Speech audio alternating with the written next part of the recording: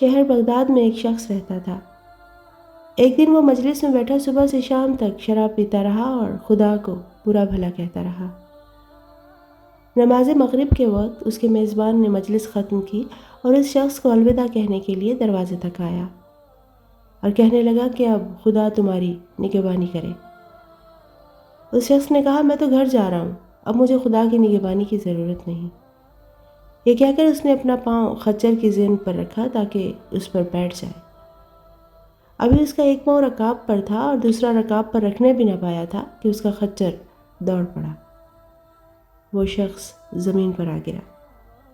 چونکہ ایک پاؤں رکاب میں پھنس چکا تھا تو خچر کے کودنے کے سبب اس کا سر سارے راستے زمین سے کئی بار ٹکرایا۔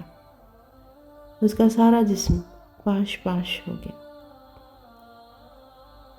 بے وقوف انسان، تجھے خدا پر یقین ہے یا نہیں؟